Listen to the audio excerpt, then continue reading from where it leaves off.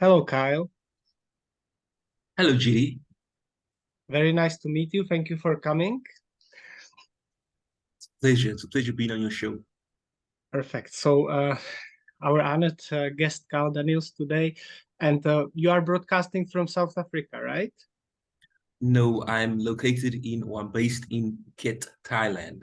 Very nice. That's beautiful. That's beautiful. And what is the weather like? Is it nice and beautiful weather? All year round, beautiful, tropical weather. Nice, nice, nice.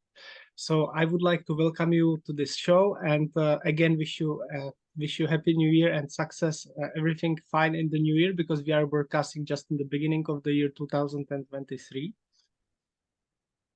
Thank you, GD. Wishing you all the best for the year ahead too. Yes, and let's have a together relaxed, however, also efficient podcast. So my first question will be very business-like, and this is what do you do professionally, Kyle? Could you tell with your own words about your profession, about your job, about your work?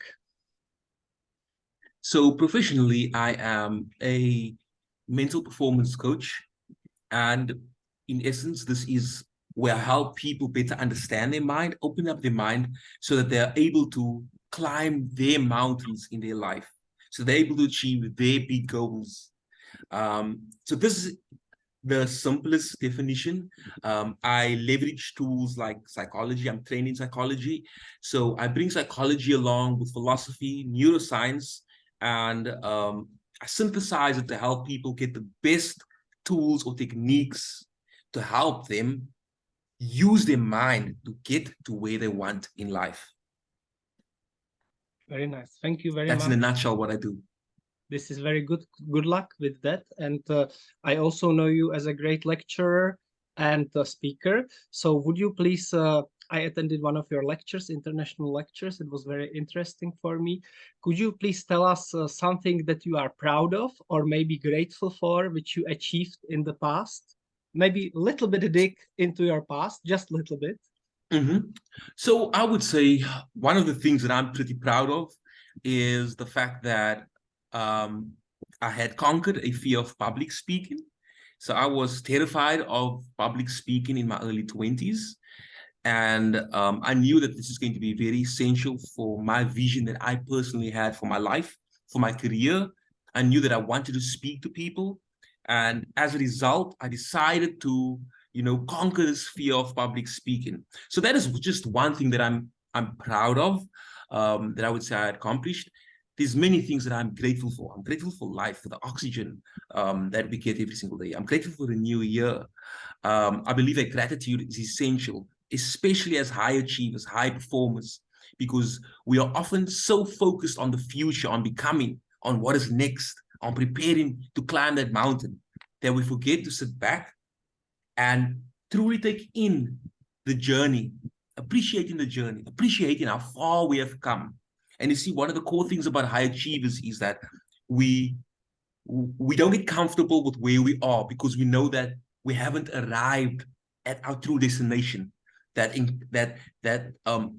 encompasses our full potential. So because of this, we are always what's next, what's next, what's next. But this often comes at the expense of appreciating the moments that you have, appreciating the wins, the small wins that you've had, appreciating the people around you. So I believe that gratitude is an essential ingredient that can help fuel high performance overall and the joy of life. Yes, I would like to stay a little bit more. Is there anything else that you would like to mention, maybe when you think a little bit more about your achievements in the past? In all honesty, so if we look at even the public speaking, I was terrified of public speaking. I've since then been able to speak on international stages, such as TEDx. I've been on national TV, interviewed on national TV. So major achievements based on that. If I look even beyond that, is the fact of where I grew up. So I grew up on the Cape Flats in Cape Town, which is one of the most dangerous cities in the world. And people don't make it out of that city, or at least the neighborhood where I grew up. So many of my peers succumb to the hardships or the difficulties of the environment. Because as we know, our environment defines a lot of who we become and how we think.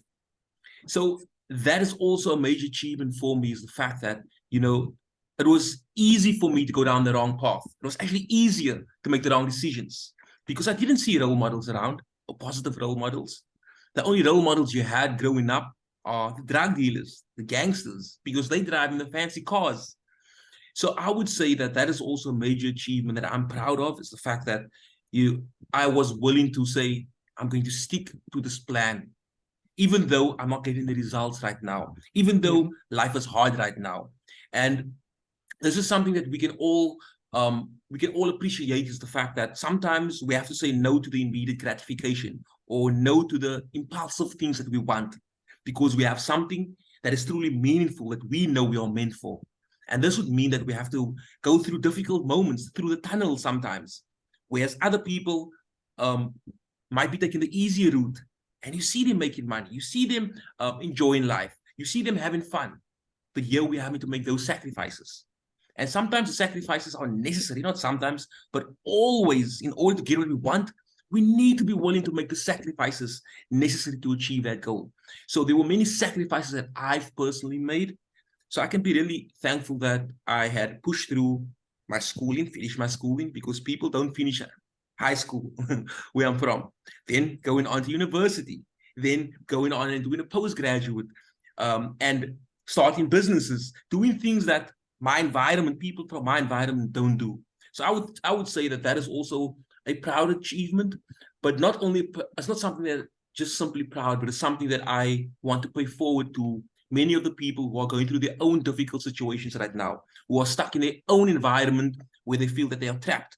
They are unable to pull themselves out. They're unable to really reach the mountaintops that they want in life. So I want my story to personally be a source of inspiration, a source of knowledge, a source of wisdom. And this is why I actually started down this path. It's not simply to help other people, but it was to help myself to break through these barriers.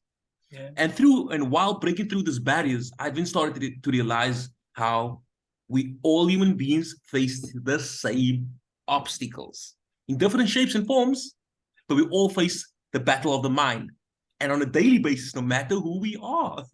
So yeah, so that is something that it's very close to my heart. My personal mission statement is to rise to my highest level in life in order to raise other people up, to show other people, the underdogs, the people who came from difficult circumstances, the people who told them they're not beautiful enough, they're not smart enough, that they can do it.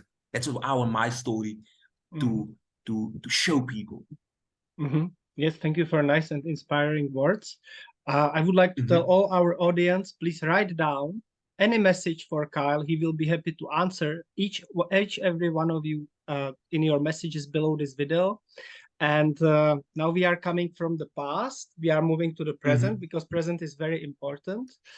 Present moment, to live in the present moment. And I would take it again from a business perspective, because we met on the basis of the business world.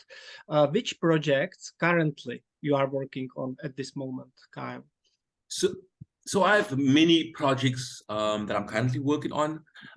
It's all related to, sharing my personal experience, sharing my personal expertise and insight with people. So I do currently work with lots of professional athletes. So that is one of the projects that I work on. I also have my own one-on-one clients, entrepreneurs and high achievers who I work with. But now I'm also in the process of sharing this with youth, with teenagers, those who are ambitious and want to learn the lessons, the mental tools, so that they can actually avoid many of the obstacles or pitfalls that we as adults have to face before we learn. So I think that is also one of the new projects that I'm pretty excited for, is being able to share these insight and tools and ways of managing their self, ways of seeing themselves, viewing themselves, building confidence with teenagers, so that they don't have to face many of the obstacles that everyone faces usually. So yeah, those are some of the projects that I am currently busy with. Nice, thank you. I would like to invite you. Now I will jump to the future a little bit. I would like to invite you to one event which I will be hosting in February. I will send you a personal invitation, and you are welcome to speak there as a speaker as well, shortly about your to make a lecture about your input for the young people and adults as well. Thank you. And what about you? What does hold future for you, Kyle? The future, so I do, like I told you, my mission from day one has been becoming all that I personally can. And this is what I'm doing right now. I'm focused on growing into all that I can become, not simply because for selfish reasons, but because I see my mission here to show those people who struggle with themselves, who struggle with their mind, who struggle with their emotions, who struggle with the circumstances that they're in, to show them what is truly possible. So that is the journey that I'm currently on. And obviously, as I mentioned, this means that I am always learning, I'm always studying, I'm always trying to upskill myself in my field of interest because I'm clear on what my mission is. And because of this, it also just helps build my ability to help other people. So my future, what I see my future as is, growing to all that I can become, while simultaneously also impacting, making the biggest impact that I can in people's lives all across the world. Multiplying what I'm currently doing. That is what I want to do. Yes, I will shuffle a little bit my questions because I didn't prepare this question. This arise in my head as you are speaking about some trends in the business, coaching business, and you are mentioning athletes and very successful entrepreneurs. What are the trends currently in your field of expertise? Very briefly, if you can share with us. Would you like to elaborate on what you mean by trends? Yes, like how it's changing this business over the years from the past, present, and future. How do you see? Are there any changes in the coaching business? So personally, I'm not familiar that much with the coaching space overall, but what I can tell you is my personal business and where I'm headed. Because I understand the space, but you see, right now it's a highly saturated space because anybody can call themselves a coach, right? We can do a weekend course, online course that we pay $50 for, and now I'm a creative life coach. So that's why I move away from the term of life coach, even though a lot of what I do is also based on life coach. It's based on psychology, it's based on mindset, it's based on mental performance. But what I had personally realized is that, because it's so saturated, I needed to move away from that because anybody can do it. And my main focus is psychology. It's understanding the individual, understanding human behavior. And from that point, in my personal business, it's more about synthesizing different disciplines in order to help people achieve their outcome. Now, if you look at coaching overall, I think that people are becoming more receptive or more open to the importance of a coach because they realizing that, no matter where we are in life, a coach can be very powerful, especially to help us observe or identify our own blind spots. We all have blind spots. So just being able to shine a light on your blind spots and help you manage that or mitigate that can be powerful in you achieving your goals in life. So that's what I think people are becoming more receptive to. But I also think that, it's becoming overly saturated. And because if someone says they're coach, you're like, okay, that's it, right? Now, that's why I see myself as somebody in a league of my own, right? I like to see myself in that way, or my business in that way. Because what I do is unique, first of all, but it's a synthesizing approach based on my personal expertise. And yeah, that's just an overview of what I think with regards to the coaching space at this moment. Kyle, if you don't mind, I will put under this video a link from your TED Inspiring Talks show. I will put it down. It's not only about psychology, it's about more things. So that people can understand more what you're doing. My final question, what about hobbies? Do you have time for that in your busy schedule or not for personal free time hobbies? Mhm. So I have some hobbies, but I would say one of my favorite hobbies is running. And I'll tell you why running though, right? Because in my 20s, I went on a fitness transformation in my mid 20s. And what I mean by that is I was overweight because I'd never really done any sport or played sport. And I was like 20, 25 kilograms overweight. But then I decided to create a change in my life. And I started getting into sport and loving sport, different activities. But one of the things that still rings true to me today is running. I realized the importance of running. So now I do loads of different training. I do weight training, I do running, I do some Muay Thai. I love being physically active. But overall, running still one of my core hobbies. And I would Mhm. say as it's a way for me to conquer my mind every single day. And as I mentioned earlier, is that no matter who we all are going to face the mind. Right? It's not Mhm. doesn't mean because today I succeeded or my business is so good that tomorrow I'm not going to wake up and think, oh, what about this? I'm not going to suffer from doubt. I'm not going to have that negative inner voice inside. We all face this sometimes, right? And there's a famous psychologist, I think he was from the 60s or 70s, named Carl Roger, who spoke about this. He Mhm. called it the shadow self. So it's always with us. It's like our shadow, that inner voice saying, you're not good enough, you're not beautiful enough, you're not smart enough. He's always going to be present. So a way for me to shut that down is for me to run in the mornings. Mhm. So that is my therapy personally. Running in the morning, getting my mind right, and just being able to, meditate on different types of concepts is very powerful for me in the morning. So that is one of my favorite hobbies. And that I'll usually do it at 5 a.m. in the morning when it's still dark outside. The roads are quiet and it's one of the Yeah. most peaceful times of the day. Another important reason why I do it at that time is because it gets really hot here. So best to do it early in the morning before sunrise. Yes, yes, this reminds me of the Rocky movie when he was running up the stairs, and then, Mm-hmm. yeah, yeah, very nice. Also, one of my first podcasts was with my friend Roger Dix. He's a great runner in America, in Mm-hmm. Alaska. Yeah, so I recommend you to watch Mm-hmm. that podcast too. What would be your final message, Kyle, to the audience? Very brief one and impactful. What would you say? I would say that as we're starting a new year, 2023, I would say, don't lose sight of what you want to achieve. Because so easily, or every year, people say, this is my New Year's resolution, this is what I want to do, this is my goals. Couple of months in, we give up.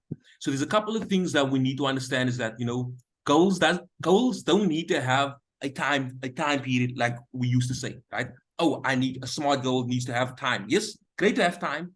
But if we're speaking about goals that supersede these minor goals, which is your vision, what's your vision for your life? What's your mission for your life? That is what I would tell you to look at. Don't look at small things such as, oh, I want to lose weight today, or I want to start training this year, or I want to give up this or do this. Yes, those are important. But what I would say is more important is for you to get clear on the one thing that you would love to do with your life. And if we can become clear on that, everything else just fits the puzzle. So everything else becomes part of the puzzle. So you can say, oh, I need to get fitter in order to achieve that goal, right? I need to start reading more in order for me to become all that I can with regards to my vision. So your vision now becomes this thing that you're aimed at, and that is this thing that you're willing to dedicate your life towards, or at least a season of your life towards, right? And now we're not looking in terms of a year, 3 months, 2 years, but in terms of a decade, 2 decades, 3 decades of your life. What is the thing you're willing to pursue for that long? Now, there's where the power lies, because everything else just fits into that. Perfect. Thank you very much, and good luck for you as well for that vision. Uh, Thank you so much. Now you are listening to Jiří Borch podcast, and our honored guest was Kyle Daniels. Thank you very much for coming. Thank you, Jiri. It was a pleasure. It was a pleasure chatting to you. Yes, and usually I would switch off the recording now, but I will leave a little bit, 1 minute more behind the scenes if you have time Mm-hmm. still for me. Do you have any Mm-hmm. questions for me about anything? Tell me a bit about your vision for the year, or your mission for the year. Yes, it's a good question. I would like to monetize because Mm-hmm. I am not good at monetizing. I have always been a good, cordial, and kind person. And this is good for my personal life, but it's not good for my business. So I would like to find a ways how to do a good job and receive a proper money for that. So this is my vision for not so much quantity, but more concentrate on the quality and monetization of my processes for podcast, networking sessions, and community building.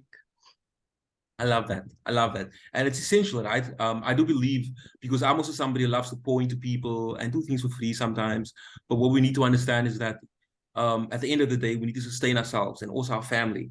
So it's very important that we look at in terms of business and being able to also give separate in a sense. It could be part of your mission, but you still need to have a business because you need to sustain yourself.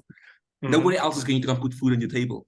So yeah, I would encourage you. Let's do a call together. I would love to help you with some, strategize with you how you can monetize your business. Thank you very much. Thank you. I appreciate it. Awesome. Good luck. Take care, Thank you. Kyle. Thank you.